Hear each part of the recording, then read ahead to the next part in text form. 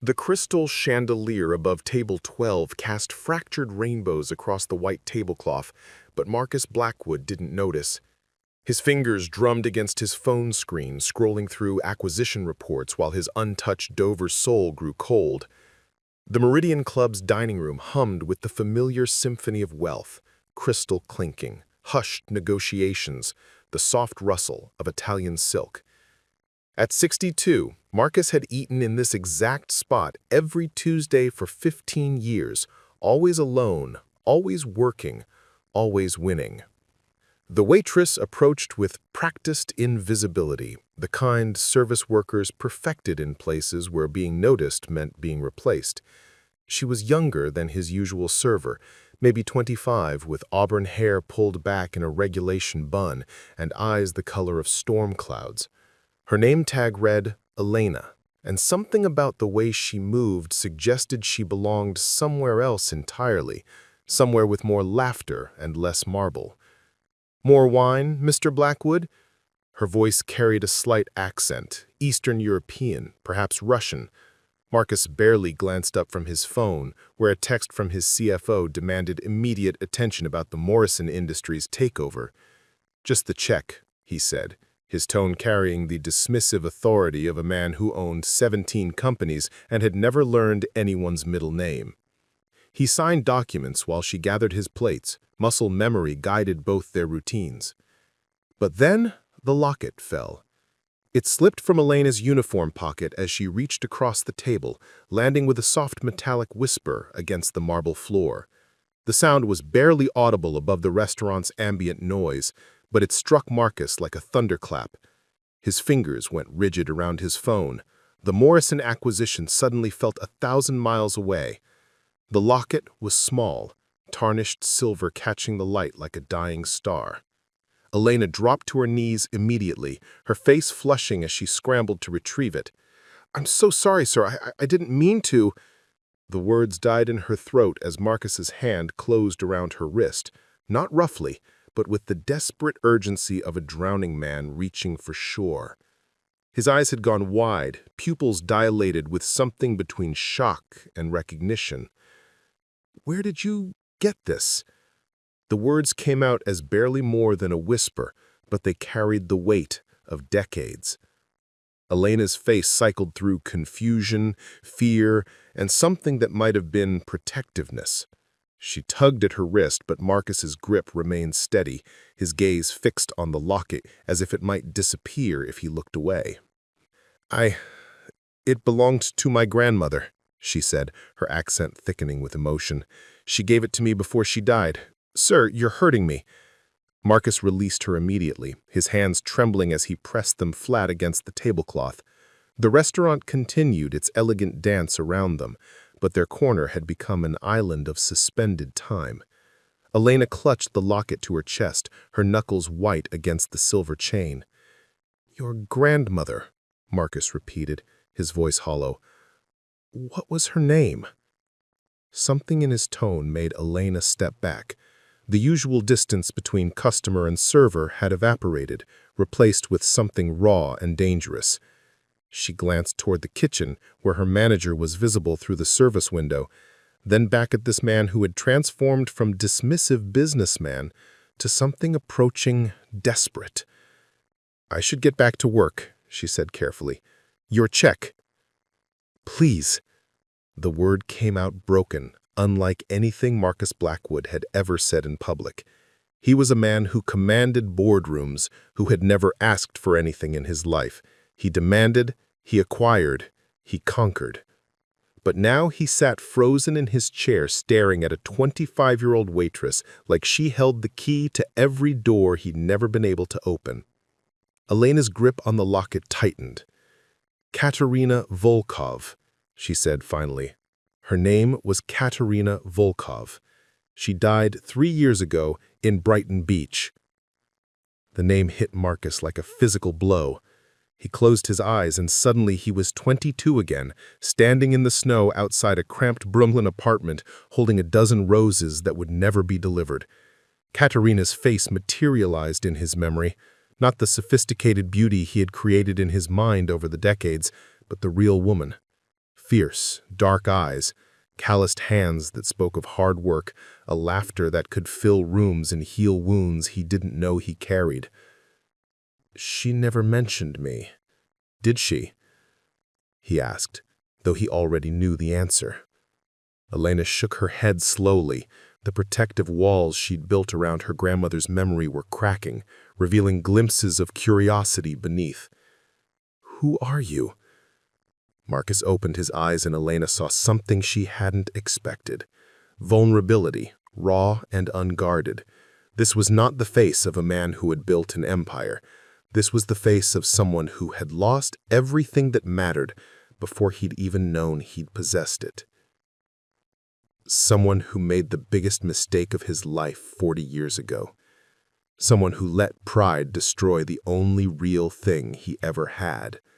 The dining room's ambient noise seemed to fade around them.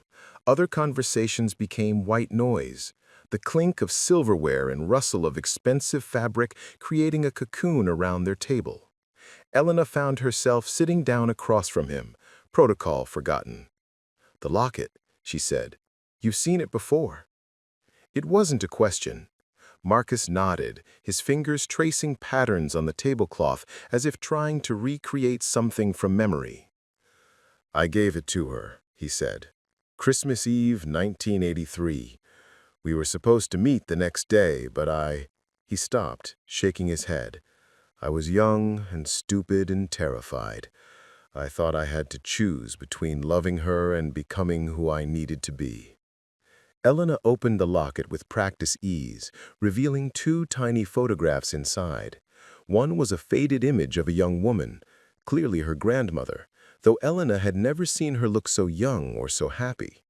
The other was a man with dark hair and intense eyes, wearing a suit that probably cost more than most people's monthly salary. "That's you," Elena said, studying the photograph and comparing it to the man across from her. 4 decades had added lines and silver hair, had broadened his shoulders and narrowed his eyes, but the essential structure remained. Marcus stared at his younger self, trapped forever in that tiny silver frame. "She kept it," he whispered. "All these years she kept it." "She wore it every day," Elena said.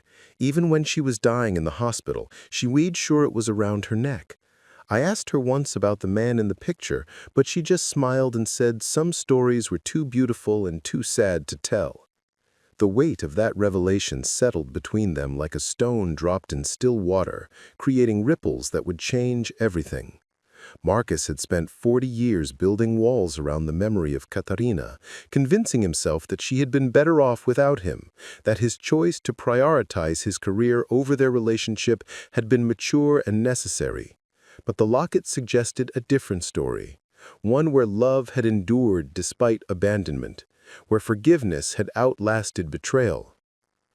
"Tell me about her," he said. "Tell me about the woman she became." Elena's expression softened, the protective instincts of a granddaughter warring with her growing understanding of the man across from her.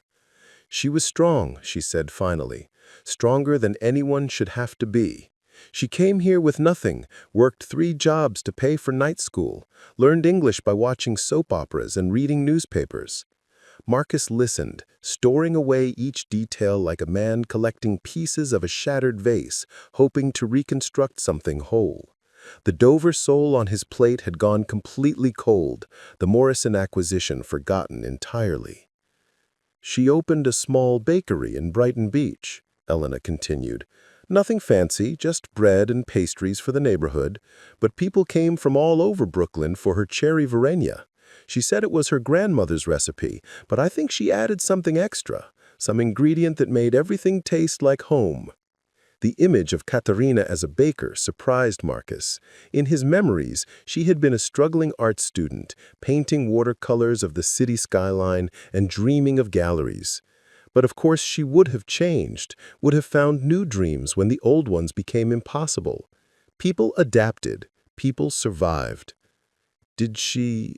Marcus paused, the question too enormous and too terrifying to voice completely. Did she have a family? Elena's silence stretched long enough to confirm his fears. She married a man named Dmitri when I was 7, she said carefully. He was kind to her. They were happy, I think, in their way, but she never had more children. She said one broken heart per lifetime was enough. The words hit Marcus like artillery, each syllable precisely aimed at the parts of him he thought were beyond feeling. One broken heart per lifetime. He had given Katarina that broken heart, had walked away from her on Christmas Day 1983 with nothing but a hasty note about conflicting life paths and inevitable disappointment. He had convinced himself it was kindness. "Where is she buried?" he asked. "In Calvary Cemetery in Queens, Section 35, near the back fence. She liked the view of the city skyline from there, said it reminded her of the paintings she used to make." So she had remembered the paintings.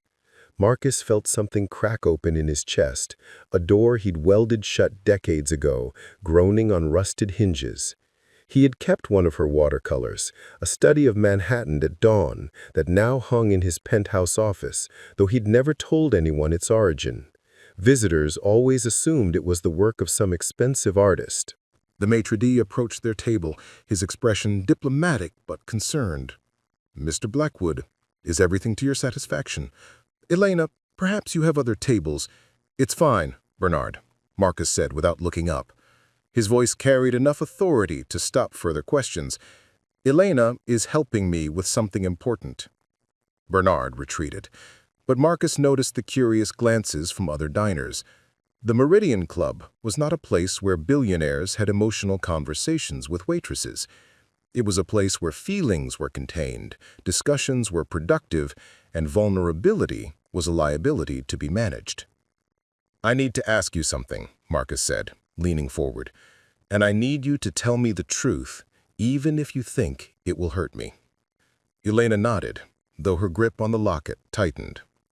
"Did she ever mention me by name? Ever talk about someone named Marcus?"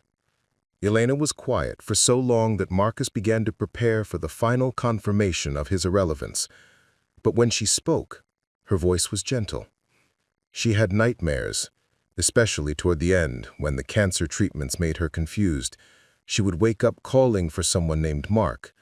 We thought it was delirium, random words, but she looked at the locket, then at Marcus's face.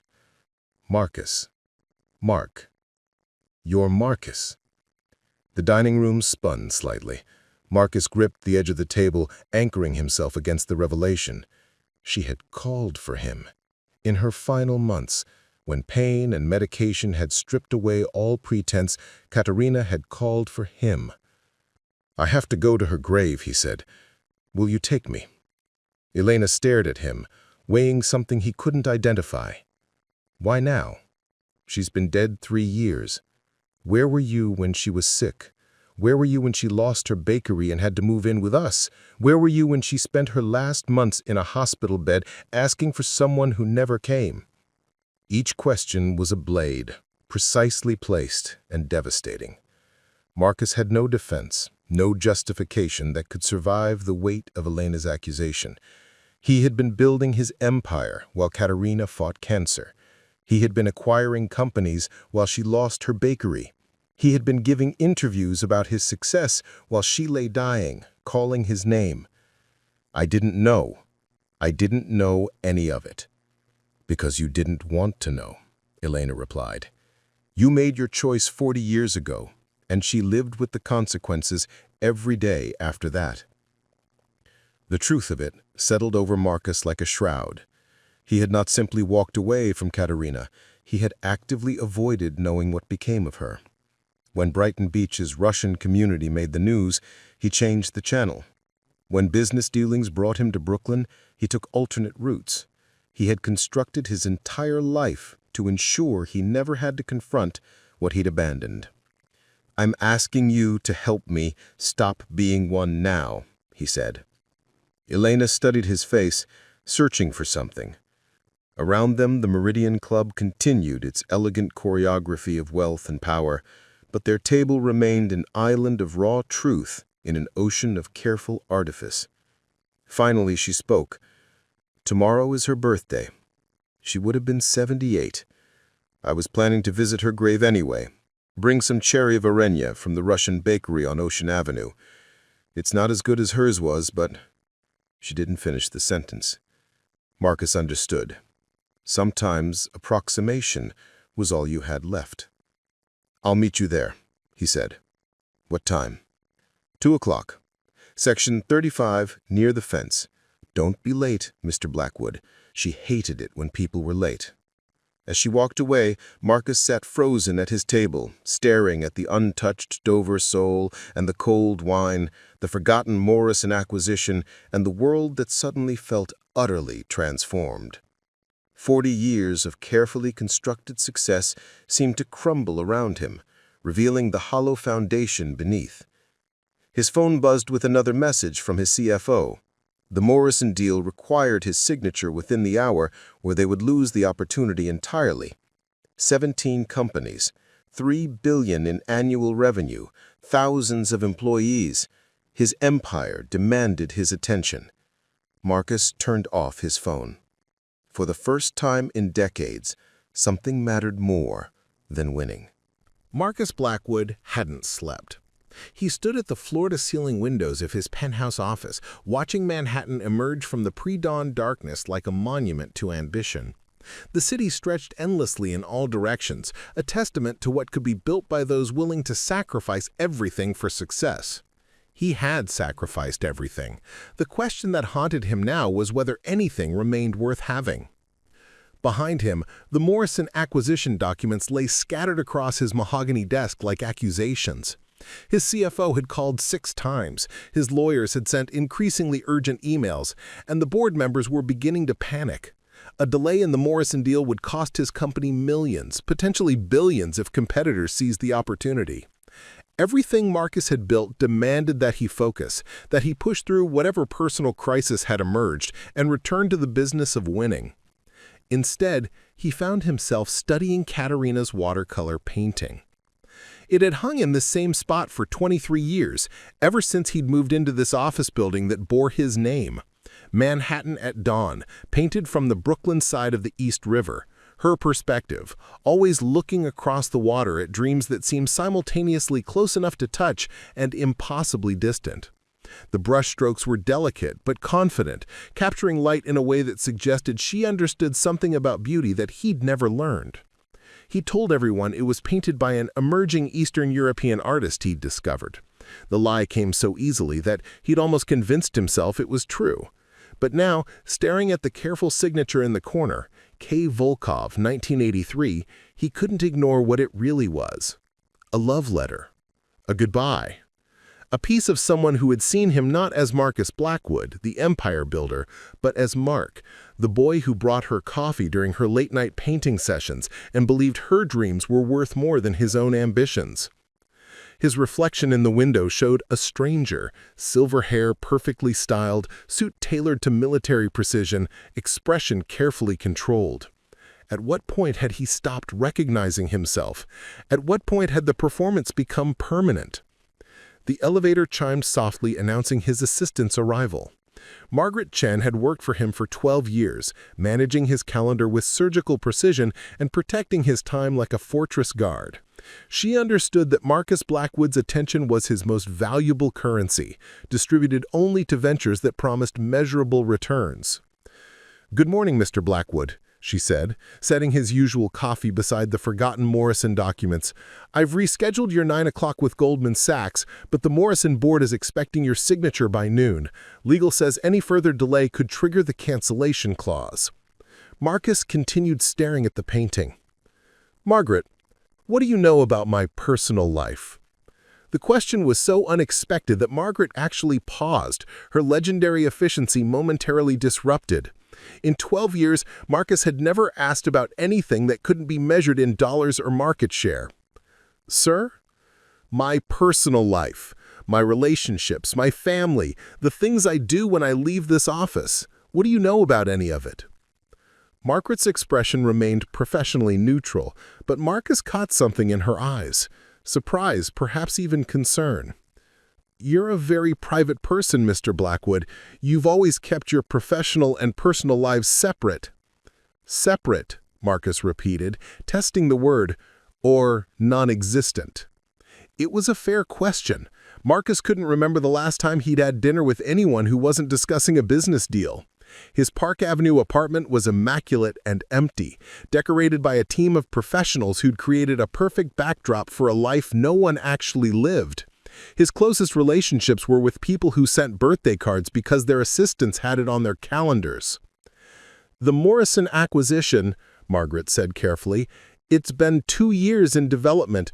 If we lose it now, we'll survive," Marcus said. "Companies adapt. We'll find other opportunities."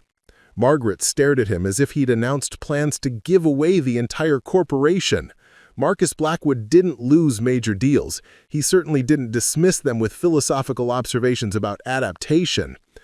"Are you feeling well, sir? Perhaps you should speak with Dr. Hartman." "I'm fine." Marcus turned from the window, and Margaret saw something in his expression that made her step back slightly. It wasn't illness or stress. It was something far more dangerous. It looked almost like awakening. "Clear my schedule for today." "Sir, that's impossible. You have the Morrison signing, the quarterly board meeting, lunch with Senator Williams." "Clear it," Marcus repeated. "All of it. Postpone what can be postponed, cancel what can be canceled. If anyone asks, tell them I have a family emergency." The lie came easier than he expected. Was it really a lie, though? Elena was Katarina's granddaughter, and Katarina had been, what? The love of his life seemed too simple, too romance novel dramatic for a man who dealt in quarterly reports and acquisition strategies.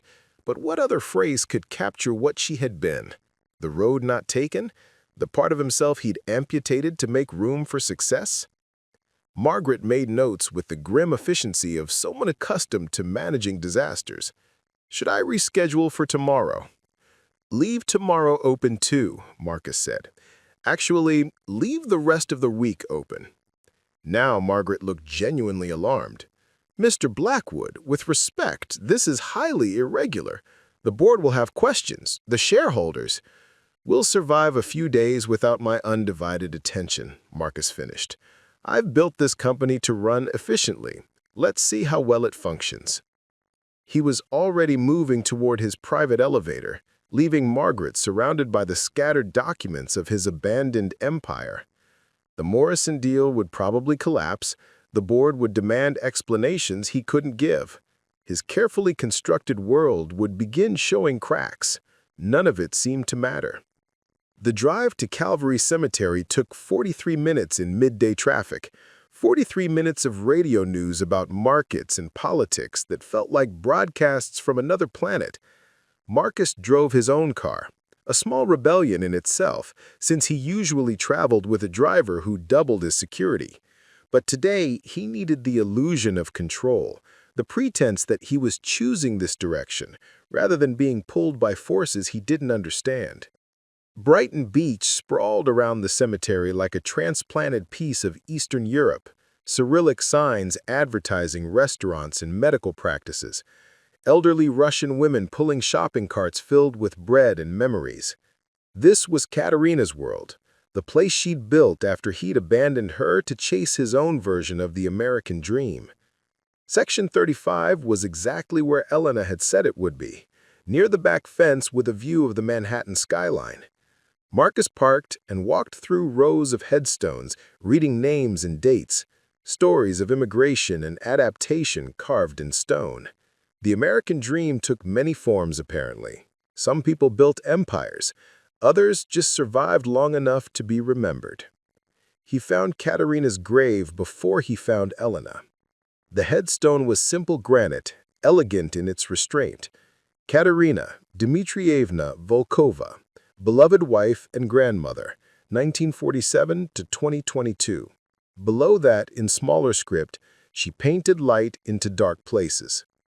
Marcus knelt beside the grave, pressing his palm against the cool stone. 40 years of carefully suppressed grief hit him like a tide, overwhelming the defenses he'd spent decades constructing. He had imagined this moment countless times, what he would say, how he would explain, the apologies he would offer to the empty air. But now, faced with the reality of her absence, He had no words at all. "You're early." Elena's voice came from behind him, carrying none of yesterday's hostility, but still maintaining careful distance. She approached slowly, carrying a small jar of cherry preserves in a single white rose. "I thought you might not come," she said, kneeling on the opposite side of the grave. "I almost didn't," Marcus admitted. 3 times I turned around. I've spent 40 years avoiding this moment. Elena opened the jar of cherry preserves and placed it beside the headstone, a ritual Marcus didn't understand but found oddly comforting. The rose went next to it, bright against the gray granite. "Tell me about her last days." Elena was quiet for so long that Marcus thought she might refuse. When she spoke, her voice was soft but steady. She was in the hospital for 6 weeks before she died. Lung cancer, probably from all those years working in the bakery ovens, breathing flour dust and never complaining. She was tough, Russian tough. But toward the end, Elena trailed off, staring at her grandmother's name carved in stone. Toward the end, she got confused sometimes. The medication, the pain, it made her mix up past and present. She would talk about people I'd never heard of, places I'd never been. But your name, Mark, that came up more and more as she got sicker. Marcus felt something break open in his chest, a wound he'd cauterized 40 years ago, suddenly bleeding fresh. She would wake up from dreams asking if Mark had called, if he was coming to visit. We tried to explain that there was no Mark, that maybe she was thinking of someone from the old country, but she got upset when we said that. She knew exactly who you were, even when she couldn't remember what year it was. The image of Katarina, dying and confused, calling for him while he sat in boardrooms discussing profit margins, was almost unbearable. Marcus had to grip the headstone to keep from falling. The day before she died, Elena continued, she was lucid for about an hour. Really lucid, like the old her was back. She asked me to promise her something. What? She made me promise that if you ever came looking for her, I would tell you that she understood. She said you were young and scared, and that she never blamed you for choosing the life you thought you needed. The words hit Marcus like physical blows. She understood. After 40 years of building justifications for his abandonment, after decades of convincing himself that leaving had been mature and necessary, Katarina had simply understood. "But she also made me promise to tell you something else," Elena said, her voice hardening slightly. She said that understanding something doesn't make it right, that forgiveness doesn't erase consequences, that love doesn't justify cowardice. Marcus closed his eyes, feeling the weight of that truth settle over him like a judgment.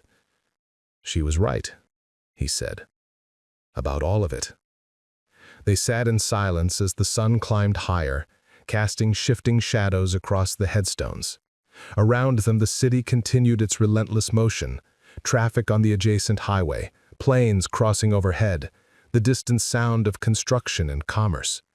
The world Marcus had built kept spinning, demanding his attention, requiring his presence. But for the first time in decades, he felt no urgency to rejoin it. "What was she like when you knew her?" Elena asked eventually. The question surprised him with its gentleness. Marcus had expected more accusations, more reminders of his failures. Instead, Elena seemed genuinely curious about the woman her grandmother had been before motherhood and widowhood and cancer had reshaped her into someone else entirely. She was magic. I know that sounds ridiculous, but it's the only word that fits. She saw possibility where other people saw problems, beauty where other people saw decay. She painted watercolors of the city like she was documenting paradise instead of urban sprawl. I found myself smiling at memories I'd kept locked away for decades. She used to drag me to museums on Saturday afternoons, standing in front of paintings for hours, explaining why Monet understood light better than anyone else who'd ever lived. I thought she was showing off, trying to prove she was cultured. But she wasn't performing for anyone. She genuinely saw something in those paintings that made her happy. She still did that, Elena said softly. Even when she was sick, even when walking was difficult, she would make me take her to the Met. She had a membership that she'd maintained for 20 years, even when money was tight. She said art wasn't a luxury, it was necessary, like food or air. The image of older Katarina, battling cancer, but still seeking beauty, still insisting that art mattered, made Marcus's chest tight with admiration and regret. She wanted to be a painter, a real one, with gallery shows and critics and collectors. She had the talent for it, but when I left, she gave up painting, Elena finished. I know. She told me once that she put away her brushes after Christmas 1983 and never picked them up again. She said some dreams were too painful to keep alive. Another wound. Another consequence of his cowardice that he'd never considered. Marcus had robbed Katarina of her art as well as her heart.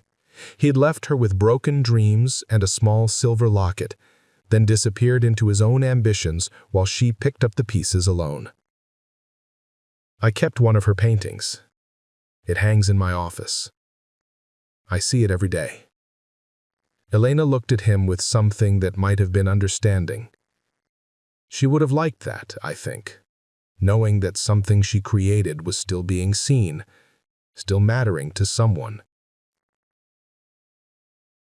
I told people it was painted by an anonymous Eastern European artist. I couldn't bear to explain who she really was, because that would have made her real, and you needed her to be a story you could control instead of a person you'd abandoned. It wasn't an accusation, just an observation, but it cut deeper than any anger could have. Elena saw through his justifications with the clear-eyed honesty of someone who'd never learned to lie to herself about difficult truths. Yes, he said. Exactly. The admission hung between them like a bridge, connecting his carefully constructed mythology to the messier reality of actual human consequences. For 40 years, Marcus had been the hero of his own. The story. The boy from modest circumstances who'd built an empire through determination and sacrifice. Katarina had been reduced to a footnote, a youthful romance he'd outgrown on his path to greater things. But sitting beside her grave, listening to Elena describe the woman she'd become, Marcus began to understand that he'd never been the hero of anything. He'd been the villain in Katarina's story, the source of a broken heart that never quite healed. And he'd been the villain in his own story, too, though he'd been too invested in winning to notice. She never married again after Dmitri died, Elena said. I used to ask her why, especially when she was lonely. She would just say that some people were meant for great love once and others were meant for great love always, and she'd been the first kind. Marcus felt tears gathering behind his eyes, a sensation so foreign that he almost didn't recognize it. When was the last time he'd cried? When was the last time he'd felt anything strongly enough to produce tears? I destroyed that, her belief in great love. No, Elena said firmly. You didn't destroy it. You proved it existed. She loved you for 40 years, even after you left. Even when loving you brought nothing but pain. That's not destruction. That's the opposite. The words reframed everything Marcus thought he understood about their relationship. He'd convinced himself that leaving had been merciful, that Katarina would be better off building a life with someone who could commit to her completely. But Elena's version of events suggested something different, that his departure had confirmed rather than ended Katarina's capacity for great love, had turned her into someone who understood devotion at a depth most people never reached. She must have hated me, he said. She did, sometimes, Elena admitted. Especially in the beginning. She used to have a shoebox full of letters she'd written to you but never sent. Angry letters, sad letters, letters that started with "Dear Marcus" and ended with pages of crossed-out words. She burned them all the day she married Dmitri. Marcus tried to imagine those letters, the things Katarina might have said if she'd been allowed to speak directly to his heart instead of just to his memory. The conversations they might have had if he'd been brave enough to stay. But hatred takes too much energy, and she had other things to focus on. The bakery, Dmitri, raising me after my parents died. She learned to transform the love she felt for you into something else. Compassion for other people who'd made terrible choices. Patience for customers who were difficult. Kindness toward anyone who seemed lost or broken. She used her love for me to love other people? She used her understanding of heartbreak to help heal other people's hearts, Elena corrected. That's what great love does when it can't go where it wants to go. It finds other places to matter. Marcus sat back on his heels, overwhelmed by the complexity of what Elena was describing. He'd spent 40 years thinking of Katarina as a victim of his ambition, a casualty of his need to choose success over attachment. But Elena's version revealed someone far more powerful, a woman who'd transformed abandonment into empathy, who'd used her own pain to become a source of healing for others. I want to see the bakery, the place she built after I left. Elena shook her head. It's gone. She lost it during the 2008 financial crisis. The rent doubled, and her customers were struggling too much to buy luxury items like pastries. She held on as long as she could, but another consequence Marcus had never considered.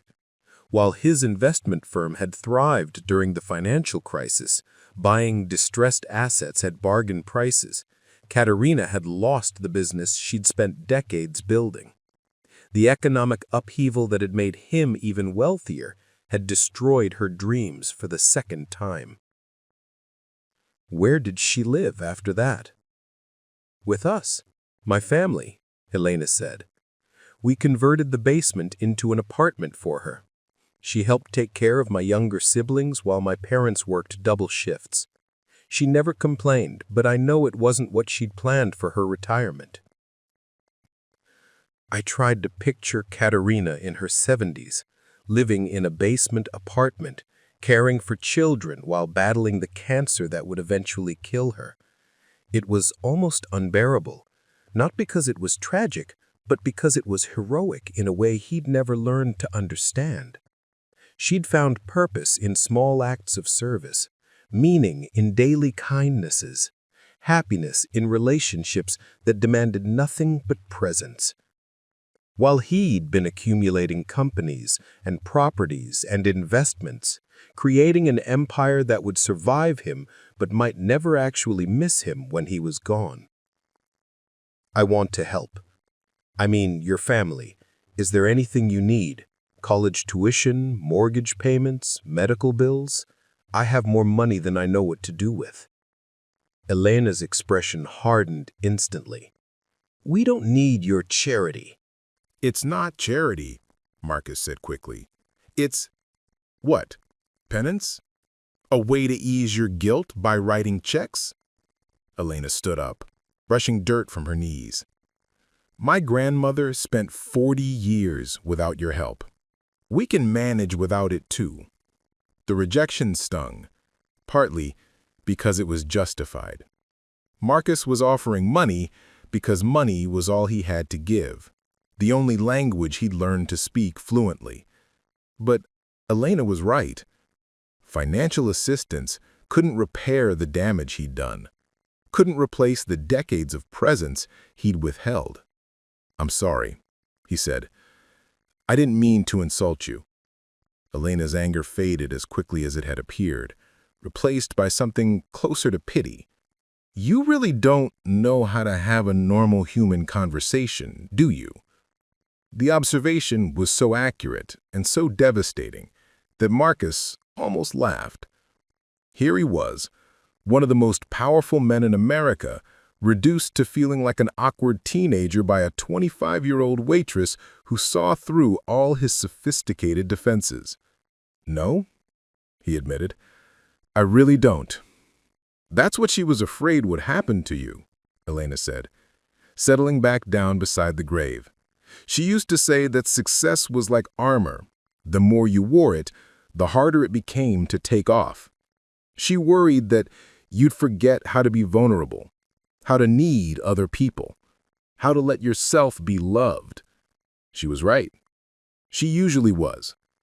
Elena reached into her pocket and pulled out the locket, letting it rest in her palm like a small silver bird. "She left this to me with instructions. She said if you ever came looking, I should give it back to you. She said it belonged with the person who'd given it, not the person who'd received it." Marcus stared at the locket, recognizing it as both a gift and a burden. To accept it would mean accepting responsibility for all the years that had passed, all the ways he'd failed not just Katarina but himself. To refuse it would be another abandonment, another choice to prioritize his comfort over her wishes. "Take it," Elena said, pressing the locket into his palm. She wanted you to have it back. The silver was warm from Elena's touch, familiar in a way that made his fingers remember being 22 and hopeful and convinced that love could conquer anything practical concerns might throw at it. The locket had been his grandmother's originally, inherited when he was 16 and given to Katarina because he'd wanted her to have something that mattered, something that connected her to his history, even if he couldn't offer her his future. He opened it carefully, studying the photographs inside. His younger self smiled back with an expression he hadn't worn in decades, unguarded joy, the face of someone who believed the world was full of possibility rather than problems to be solved. Katarina's photograph showed the same openness, the same faith in tomorrow. "What happened to us?" he whispered, more to himself than Elena. "You happened," Elena said simply. "You chose to become someone else instead of figuring out how to be yourself and successful at the same time." The truth of it settled over him like weight. Marcus had convinced himself that transformation was necessary, that the soft-hearted boy who wrote poetry and bought flowers couldn't coexist with the ruthless businessman who built empires. He'd amputated parts of himself he considered weak or impractical, never considering that those parts might have been the most valuable things he possessed. "She kept painting," Elena said suddenly. "I lied before when I said she stopped after you left. She did stop for a while, maybe 5 years. But then she started again, differently. She painted things that comforted her. Children playing, families having dinner, couples walking hand in hand. Happy scenes that she created because she needed to believe happiness was still possible." Marcus looked up from the locket, surprised by this revision to Katarina's story. "Why did you lie?" "Because I was angry," Elena admitted. "I wanted you to feel guilty about taking her art away too. But sitting here, watching you hold that locket like it might disappear, I realized that making you feel worse won't make anything better." The kindness in her voice was almost unbearable. Elena had every right to hate him, to punish him with carefully chosen cruelties, to make him suffer as Katarina had suffered. Instead, she was offering him truth, tempered with compassion, a gift he hadn't earned but desperately needed. "Can I see them? Her later paintings?" Some of them. She gave most away over the years, to friends who admired them, to customers who seemed sad. She said art was meant to be shared, not hoarded. Elena pulled out her phone, scrolling through photographs. "I took pictures of the ones we kept." She showed him image after image of Katarina's work, watercolors that had grown more confident and complex over the decades, still capturing light, but with a depth that spoke of hard-earned wisdom. A young mother pushing a stroller through Central Park, her face radiant with exhausted love. An elderly couple sharing a bench outside a library, their hands intertwined despite decades of wear. A group of children building a snowman while their parents watched from a nearby window, everyone's breath visible in the cold air, but their expressions warm with connection.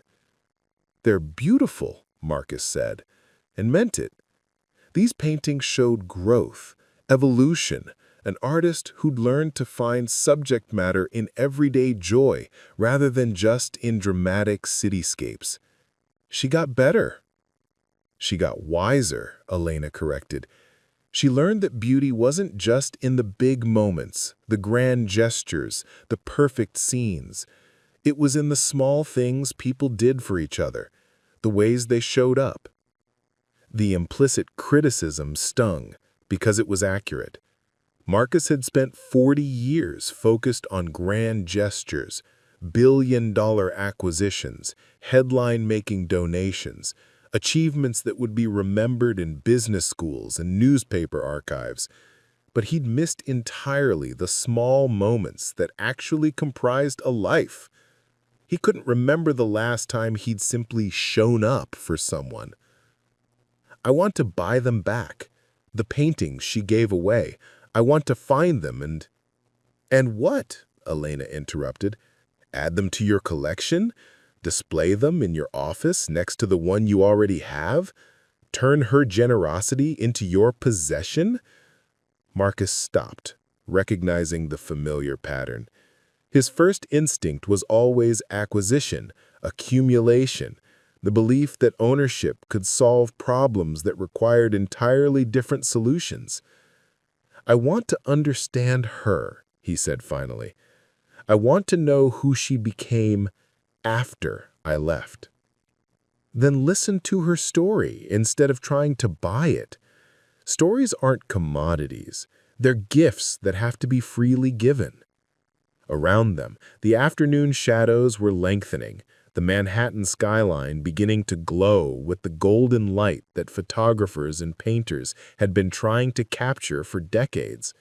Marcus understood now why Katarina had loved this view, why she had requested to be buried where she could see the city that had shaped both their dreams and their disappointments. "Tell me more," he said. "Tell me about the woman she was." Elena settled more comfortably against the headstone, clearly preparing for a longer conversation. She was the kind of person who remembered everyone's birthday, who always asked about your children and actually listened to the answers. "When I was little and scared of thunderstorms, she would sit with me and explain that thunder was just the sky clearing its throat, getting ready to tell us something important." Marcus found himself smiling at the image of Katarina as a grandmother, transforming fear into wonder with nothing but imagination and presence. "She taught me to cook, not just recipes, but the feeling behind the food. She said cooking was another kind of art, that you could paint emotions onto a plate if you understood how flavors worked together. Her cherry Varenya could cure homesickness.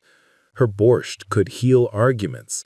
Her bread could make any place feel like home." "I remember," Marcus said softly. "She used to make me breakfast for my early classes. Nothing elaborate, just eggs and toast, but everything tasted better when she made it. I thought it was because I was young and in love, but maybe it was because she understood something about nourishment that I've never learned." Elena nodded. She fed people, not just food, but attention, kindness, the feeling that someone cared whether they had enough of what they needed. She made everyone feel important. It was exactly the opposite of how Marcus had learned to operate.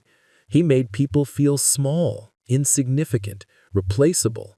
His presence was a reminder of their failures, their limitations, their distance from true power. He convinced himself this was leadership, but sitting beside Katarina's grave, he recognized it as something much smaller and more frightened. "She would have been disappointed in me," he said. "She was disappointed in you, but she was also proud of you. She followed your career, read articles about your company, watched interviews when you appeared on the news. She said you'd become exactly what you'd wanted to become, and that took a different kind of courage than staying would have taken." The revelation surprised him. Marcus had assumed Katarina would avoid any reminder of his existence, that his success would only underscore her abandonment. Instead, she had followed his progress like a distant admirer, celebrating achievements that had cost them both everything they'd valued. "She kept a scrapbook," she continued. "Pictures from business magazines, quotes from your speeches, articles about your charitable foundations. She called it her what-if book, not because she regretted the past, but because she wanted to understand what kind of person you'd chosen to become." Marcus felt exposed, as if Katarina had been watching him from beyond their relationship, studying the man he'd transformed into with the same careful attention she had once paid to paintings and museums. The thought was both comforting and terrifying. "What did she think about the person I became?" Elena was quiet for a long moment, clearly weighing her words.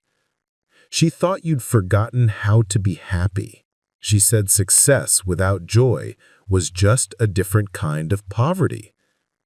The assessment hit him like a physical blow, accurate in a way that bypassed all his defenses.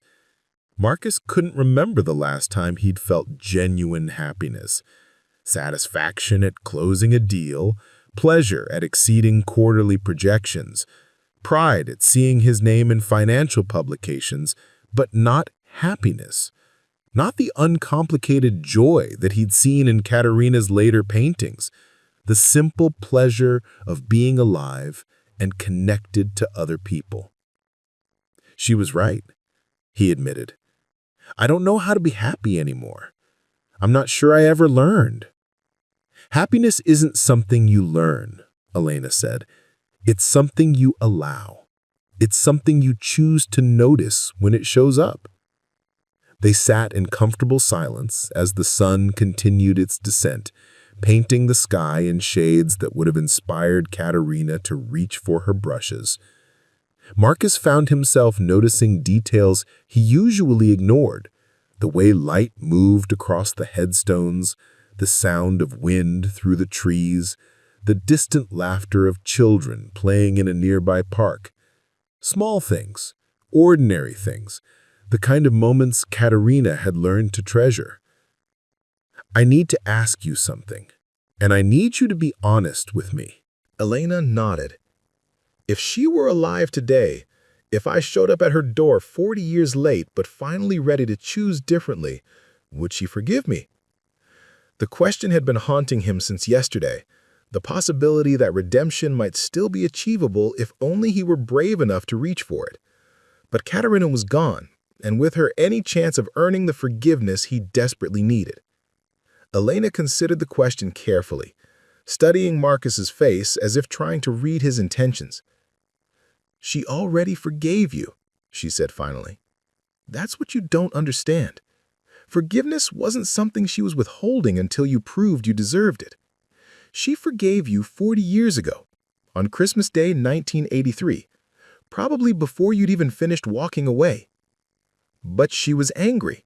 Forgiveness and anger aren't opposites. She was angry because she loved you, and she forgave you because she loved you.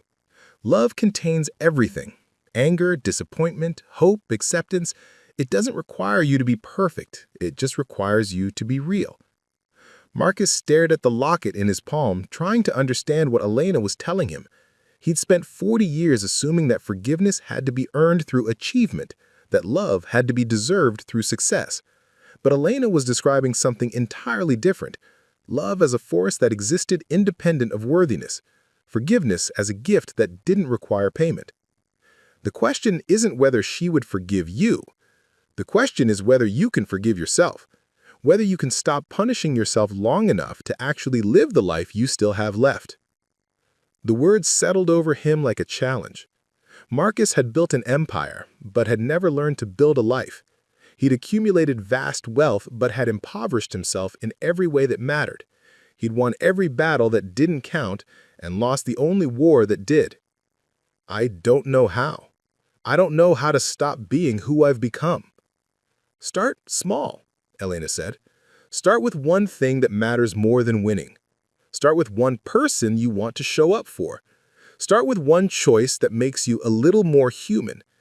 As if summoned by her words, Marcus's phone buzzed with another urgent message from his CFO. The Morrison deal, the board meeting, the empire that demanded his constant attention, all of it waiting for him to remember his priorities and return to the business of being Marcus Blackwood, the billionaire who had no time for sentiment or second chances. He turned off the phone without reading the message. "I want to learn to paint," he said suddenly, surprising himself with the declaration. Elena smiled, the first genuinely warm expression she'd directed at him since their conversation began. She would have liked that. "Will you teach me?" "I'm not an artist. I'm a waitress who inherited a locket and some stories." "But you knew her. You understood her in ways I never did. You could help me understand what she saw when she looked at the world, how she found beauty in ordinary things." Elena studied him carefully, looking for signs of manipulation or ulterior motives. Marcus recognized the scrutiny and submitted to it, understanding that he'd lost the right to be trusted automatically. "Why?" she asked finally. "Because I want to see what she saw. I want to understand what I gave up when I chose ambition over love. I want to become someone she might have been proud to know." It was the most honest thing he'd said in decades, stripped of calculation or strategic positioning. He wasn't offering to learn painting because it would make him more interesting or cultured or worthy of forgiveness. He wanted to paint because Katarina had painted, because it might connect him to the part of himself he amputated 40 years ago. Elena was quiet for so long that Marcus began to prepare for rejection. But when she spoke, her voice was gentle. "She had a studio in our basement next to her apartment. We kept everything exactly the way she left it. Her easel, her brushes, her paints. I go down there sometimes just to feel close to her." Could I see it?" Elena nodded slowly. "Tomorrow. I work the morning shift at the restaurant, but I'm free after 3. You can come to the house then."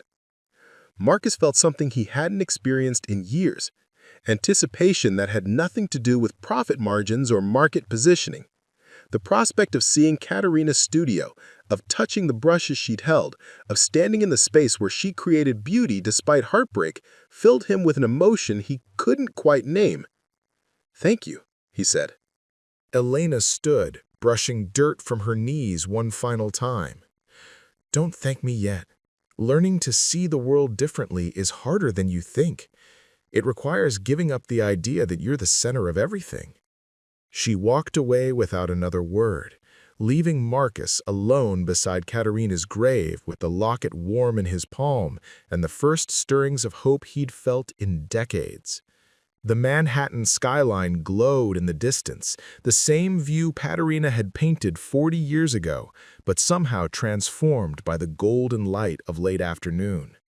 Marcus opened the locket one more time, studying the photographs of 2 young people who'd believed love could conquer anything.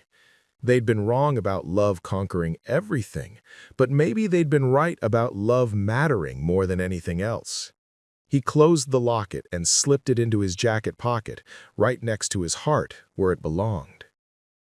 The brownstone in Brighton Beach looked nothing like the gleaming towers of Manhattan where Marcus had built his empire. 3 stories of weathered brick with a small garden where someone had planted sunflowers that turned their faces toward the afternoon sun. Children's bicycles leaned against the front steps, and the sound of multiple languages drifted from open windows: Russian, Spanish, what might have been Arabic. This was the kind of neighborhood Marcus's real estate advisors would have dismissed as transitional, a polite way of saying it housed people who worked with their hands instead of their portfolios. Elena answered the door wearing paint-stained jeans and an oversized sweater, looking younger than she had in her restaurant uniform. Behind her, the sounds of family life created a warm chaos that Marcus hadn't heard in decades. Children arguing over television channels, someone practicing piano scales, the rhythmic chopping of vegetables for dinner preparation. My mother's at work. She cleans offices downtown, night shift. My father drives for a moving company. My youngest sister has a dance recital tonight, so everyone's getting ready for that. Marcus followed her toward the back of the house, noting details that spoke of lives lived with intentionality despite financial constraints. Books in multiple languages stacked on every shelf, children's artwork taped to the refrigerator, a kitchen table scarred by homework sessions and craft projects, the kind of damage that accumulated from actual use rather than careful preservation. The basement stairs creaked under their weight, leading down into a space that had been converted with obvious care but limited resources. Elena's grandmother's apartment occupied the front section, a small bedroom, a kitchenette, a sitting area with windows that looked out at ground level. But it was the back corner that stopped Marcus in his tracks, Katarina's studio. An easel stood near the single window, positioned to catch the best natural light. Tubes of paint arranged by color on a makeshift table constructed from a board and sawhorses. Brushes of various sizes standing in mason jars like small forests of possibility.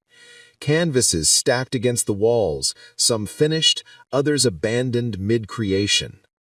The air still held the faint scent of turpentine and linseed oil, as if Katarina had just stepped out for coffee and would return any moment to continue working.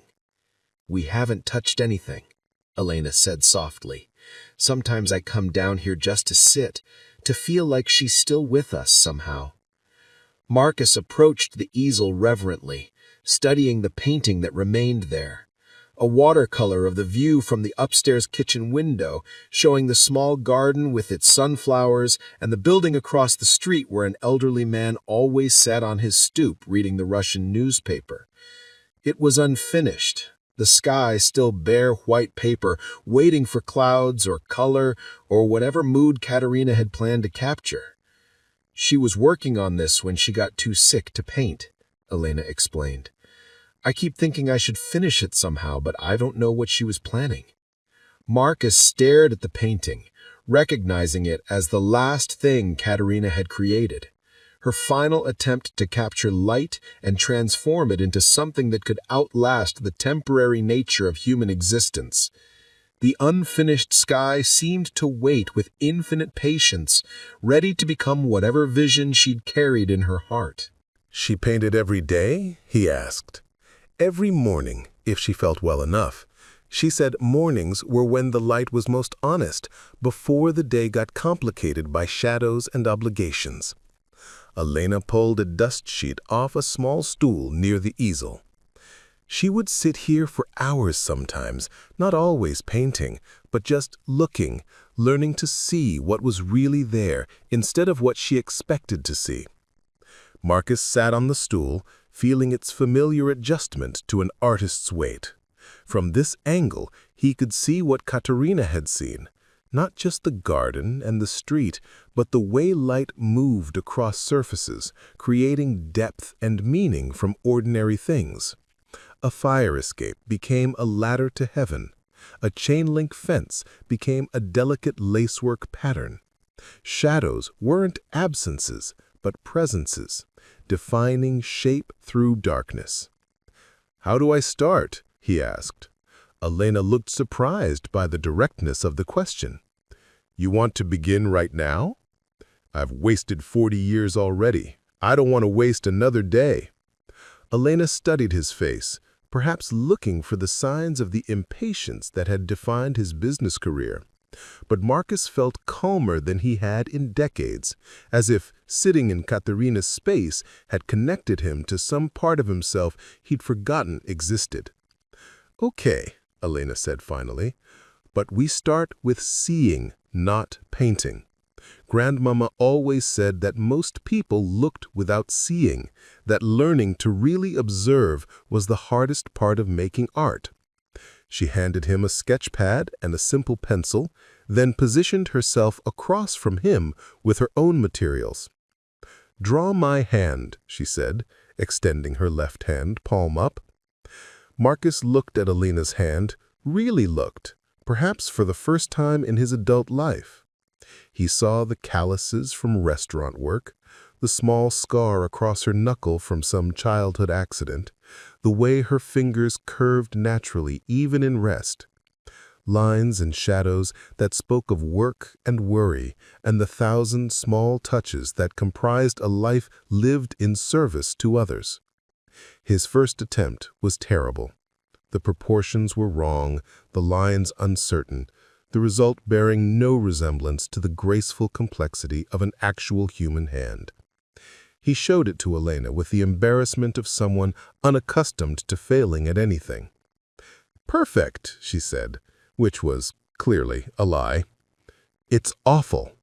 It's honest. You drew what you thought a hand should look like instead of what my hand actually looks like. That's how everyone starts." Elena turned to a fresh page in her own sketchpad. "Now try again, but this time don't think about drawing a hand. Just follow the lines you see with your pencil. Don't worry about making it look like anything." Marcus tried again, forcing himself to study the actual shadows and curves instead of his preconceptions about hands in general. The second attempt was marginally better, still recognizably amateur, but somehow more connected to the reality in front of him. "Better," Elena said. "You're starting to see instead of just looking." They spent the next hour on basic observation exercises, drawing Elena's hand from different angles, sketching the brushes in their mason jars, attempting to capture the way light fell across the easel. Marcus's drawings remained crude, but he began to understand what Elena meant about seeing. The world was infinitely more complex and beautiful than he'd ever noticed, full of subtleties that revealed themselves only to sustained attention. "Why did she choose watercolors?" he asked, during a break, studying the tubes of paint on Katarina's table. She said watercolors taught humility. You can't completely control them the way you can with oils or acrylics. You have to work with the water, let it flow where it wants to go, accept happy accidents as part of the process. She said it was good practice for life. Marcus understood. His entire career had been built on control, controlling markets, controlling outcomes, controlling the variables that determined success or failure. But watercolors demanded a different approach, requiring the artist to collaborate with forces beyond their command. "Can I try?" he asked. Elena set up a simple still life, a coffee mug, an apple, and one of Katarina's brushes arranged on a small table near the window. She showed Marcus how to prepare the paper, how to load the brush with the right amount of water and pigment, and how to let colors blend naturally instead of fighting the medium's inherent properties. His first attempt was a disaster. The colors bled into each other chaotically, creating muddy browns where he'd intended clear definition. The apple looked more like a bruised planet than fruit. The coffee mug appeared to be melting. "I'm terrible at this," he said, frustrated by his inability to translate intention into result. "You're learning," Elena corrected. "Grandmother's first paintings were terrible too. I've seen them, the ones she kept hidden in her closet because she was embarrassed by how bad they were. But she kept painting anyway every day until terrible became mediocre, and mediocre became good, and good became beautiful."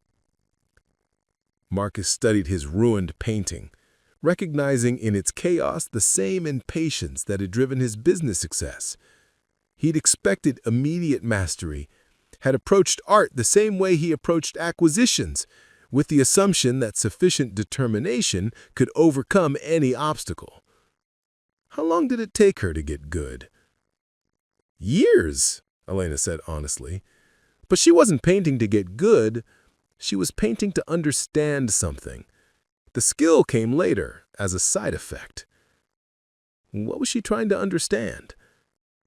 Elena was quiet for a moment, cleaning brushes with the automatic movements of someone who'd watched the ritual performed countless times.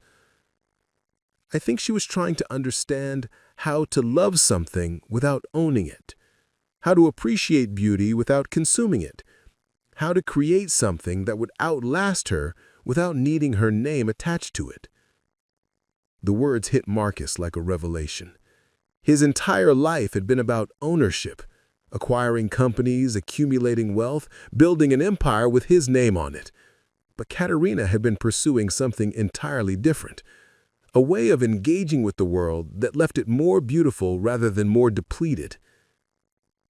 She gave most of her paintings away, he said, remembering what Elena had told him at the cemetery. She said art was like love. It only worked if you shared it. Keeping it to yourself defeated the purpose. Marcus thought about the single Katarina painting that hung in his office, the one he'd hoarded for decades while telling everyone it was the work of an anonymous artist. He turned her gift into his secret, her generosity into his private treasure. I want to give it back, he said suddenly. Give what back?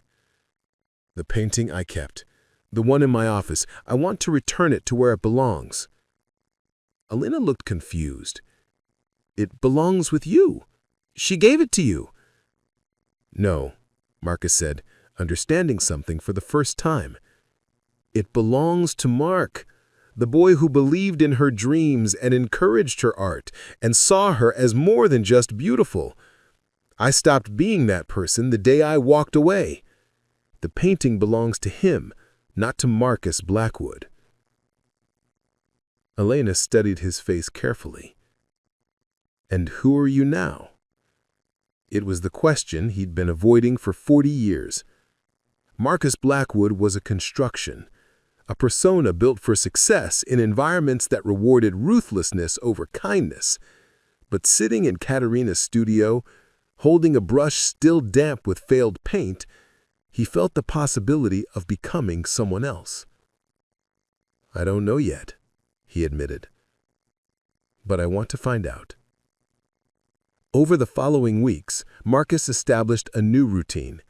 Every morning before dawn, he drove to Brighton Beach and spent 2 hours in Katarina's studio learning to see the world through her eyes. Elena proved to be a patient teacher, showing him techniques her grandmother had developed over decades of practice. How to let colors flow into each other naturally. How to use negative space to define positive shapes. How to capture the quality of light rather than just its presence. His paintings remained amateur, but they began to show progress. More importantly, the daily practice was changing him in ways that had nothing to do with artistic skill. Sitting still for 2 hours required a different kind of discipline than he'd ever developed. Observing without judging demanded a mental flexibility that decades of decisive leadership had nearly eliminated. Accepting failure as part of the learning process contradicted everything he'd been taught about winning. The Morrison acquisition collapsed, as he'd known it would. His board demanded explanations he couldn't provide. Several major investors expressed concern about his leadership. The financial press began speculating about succession plans and hostile takeovers. Marcus watched his empire show its first signs of vulnerability, with something approaching relief. "Are you having a nervous breakdown?" his assistant Margaret asked during one of their increasingly brief check-ins. "I don't think so," Marcus replied. "I think I'm having the opposite, a nervous breakthrough." Margaret didn't clearly understand the distinction, but she'd stop arguing with his new priorities. The man who had once managed his calendar with military precision now blocked out entire mornings, activities she wasn't allowed to schedule over.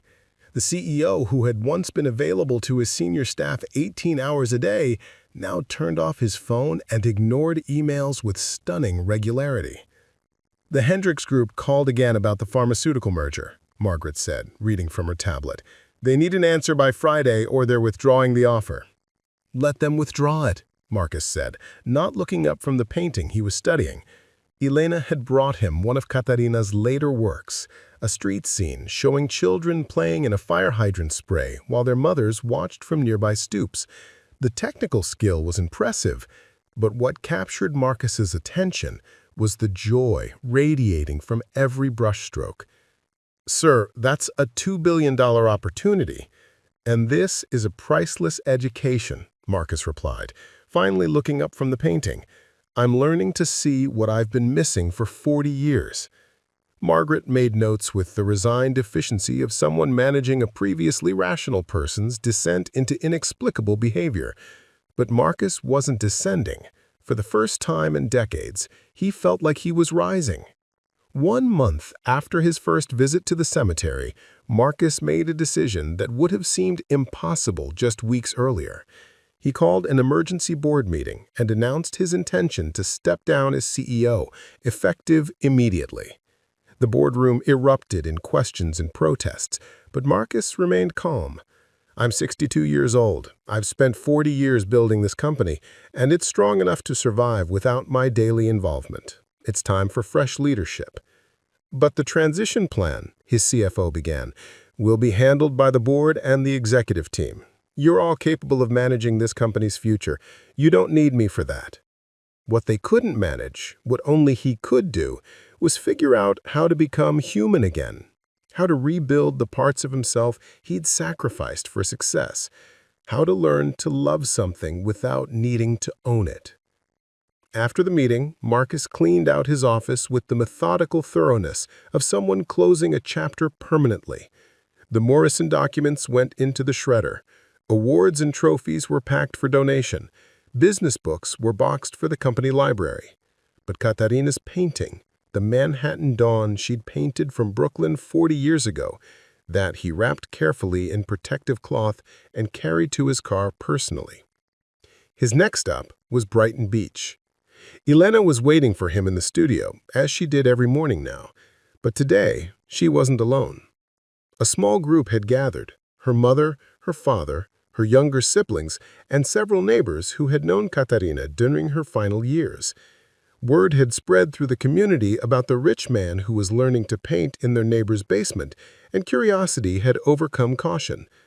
"They wanted to meet you," Elena explained, "to see if you were real or just some story I was making up." I understood the skepticism. He probably did seem fictional, a billionaire who had abandoned his empire to learn watercolors in a basement studio. But sitting among these people who had known and loved Katarina, he felt more real than he had in decades. Elena's mother, Sophia, approached him with the direct gaze of someone unimpressed by wealth or status. "Elena says you knew my mother-in-law long ago." "I did," Marcus replied, "before she became wise enough to build a real life." Sophia studied his face, looking for signs of the man who had broken her mother-in-law's heart. "She talked about you sometimes, especially near the end. She said you were brilliant but lost." She was right about both things. Are you still lost? Marcus considered the question carefully. A month ago, he would have insisted he was exactly where he belonged, at the pinnacle of success, commanding resources and respect that most people could never imagine. Now, sitting in a basement, surrounded by people who measured wealth in family dinners and neighborhood friendships, he understood that he'd been more lost than he'd ever realized. Less lost than I was, but still finding my way. Sophia nodded, apparently satisfied with his honesty. The group settled around the studio, creating an impromptu gathering that felt more like a memorial service than an art lesson. People shared stories about Katarina, her generosity during hard times, her insistence on feeding anyone who appeared at her door, her ability to find hope in situations that would have defeated weaker people. "She painted our building once," said Mrs. Chen, an elderly woman from across the street.